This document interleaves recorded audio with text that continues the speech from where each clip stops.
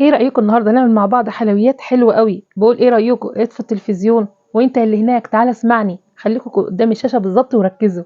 النهارده عملت مع اطفال العيلة كلهم تقريبا، كانوا كلهم متجمعين كنت خلصت بقى، عملت الفطار وقبل الاذان بشوية، حوالي ساعة، قلت نعمل بقى الفصفة دي اللي بيقولوا عليها. كان اول مرة اجربها، بس بصراحة كانت سهلة، هي عجبتني فيها السهولة بتاعت طريقتها. يا دوب بدأت أعملها كده، على فاكر المروحة اللي كنا نعملها بقى واحنا صغيرين لما النور بيقطع؟ أنا ما زلت بعملها. مركزين معايا؟ أهو شايفين الصينية دي، المفروض الصينية دي مدهونة زبدة، أنا ما دهنتهاش اعتقادا مني لما أرش سمنة هتنزل تحت، وده ما حصلش. دي غلطة تاخدوا بالكم منها، لأن رجعت بدأت أعالج الموضوع ده. فأنتوا قبل ما تبتدوا تضيفوا بتبتدوا تدهنوها بالسمنة أو بالزبدة في الأول. بدأت أعملهم كلهم وكشكشهم بنفس الطريقة السهلة اللي أنا بموت فيها. اكتر حاجه كانت عجباني في الوصفه حرفيا ان احنا بنعمل الطريقه دي. كان يوم ممتع قوي معايا، الاطفال كانوا معايا وبيساعدوني، حتى منهم اللي وقف على الكاميرا وكان مركز في ان انا مظبوطه الكادر، انا ايدي باينه، لان انا معظم التصوير في الفيديوهات اللي فاتت كانت ممكن ايدي تتطرف شويه في التصوير، ودي كانت حاجه بتضايقني احيانا. لكن حمزه النهارده مدير التصوير معايا ساعدني جدا. عندي كوبايه الا ربع من الزبده المذابة، مش لازم تكون سخنة، هي مذابة بس. بدأت أضيفها بالفرشة، طبعا شايفين إيدين مختلفة غير إيديا، العيلة كلها الأطفال كلهم النهاردة ساعدوا معايا، طبعا كلهم قاعدين وهصور. لا يا طنط احنا معاكي. كان يوم جميل قوي قوي قوي، كانت فرحة الأطفال مع الوصفة وهي بتتعمل، والنتيجة كانت بجد أروع مما تخيلت. أنا تخيلت إنها تطلع تمام جلاش، لا هو طلع حاجة أطعم كتير من الجلاش. عارفين انتوا جلاش الفطير بالقشطة؟ هو كان طالع كده. طب ازاي فطير بالقشطه وانت مكشكشاه فاضي؟ هقول لكم ان أنا كنت عامله له النهارده تشريبه، لا فيها وصايه حبتين مني، ان شاء الله هتعجبكم جدا، ولما تدوها فعلا كانكم انتوا حاشينها بالقشطه بالفرشه. في كل ركن هتحاول ان انت توصلي الزبده. تمام.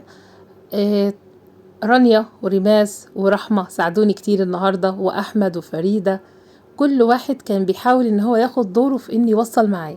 خلاص كده الاطفال انا رضيتهم وخلصوا حطوا ايديهم معايا، بس انا في الاخر كبيتها بالطريقه دي، خليت شويه عشان التشريبه اللي قلت لكم هتبقى عامله زي ما تكون انت حاشيه الجلاش بالقشطه النهارده. ركزي معايا يا غزال، منك ليها، سامعاني؟ يلا هندخلها بقى على الفرن. فرن ايه؟ فرن متوسطه، خدي بالك عشان ما تتلسعش، مفيش عمار بيني وبين الفرن الجديده اللي انا جبت لها انها بتلسع شويه من فوق. نيجي بقى للتشريبه، ركزي معايا شويه. حطيت معلقتين من النشا. هنعمل ايه بعد كده؟ حبه من البيض، ممكن تضيفي يعني كاستر لو عايزه. انا حطيت معلقه من السكر، وحطيت حبه من الفانيليا، ممكن تخلي معلقتين من السكر لان احنا مش بنكتر في الشربات او السيرم اللي بنحطه بعد كده. حبه الزبده اللي كانوا فاضلين، طبعا اخدت منهم شويه كده، عملت بيهم قاعده الصينيه لان كنت ناسي ادهنها زي ما قلت لكم. قلبتهم تقليبه كده على السريع. ناقص حاجه، تفتكروا ايه؟ كوبايه من اللبن صغيره. لقيت اللبان بسم الله ما شاء الله، قبال عندكم كده اللبن بخيره وعليه قشطه كتير على الوش، خدت معلقه، ممكن تضيفي كمان معلقتين مش معلقه. قلبت كل الكلام ده في بعض وحسيت ان هو ما دابش معايا بالشكل اللي انا عايزاه. المضرب الفظيع بتاعي ده اللي ملوش حل، بعمل بيه الفوم بتاع النسكافيه، بصراحه حلو قوي. تمام. كانت هنا طلعت من الفرن، وبعدين هبتدي اوزع التشريبه، مش لازم تكون غرقانه في التشريبه يعني، فاهميني؟ هي تبقى مغطياها كده، لا دي رشينا كده بالطريقه دي. طبعا الصينيه سخنه انا مش قادره امسكها كويس.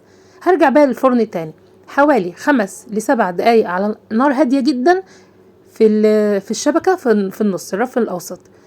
دي كوبايه من السيرم، ويا دوب هحط ربع كمان، مش بنكتر من الشربات، لو كترتي من الشربات بتبقى تقيله وصعبه. تمام.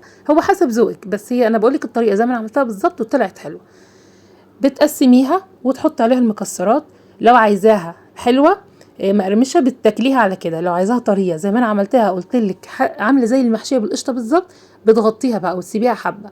انا يا دوب طلعت هنا عشان اوريكم، كانت روعه، كانت طالعه حلوه قوي، بس سبتها عشان تبرد واروح الشغل وارجع، والله رجعت ما لقيتش حاجه عشان اوريها لكم وهي طريه. اشوفكم على خير في الوصفه الجايه.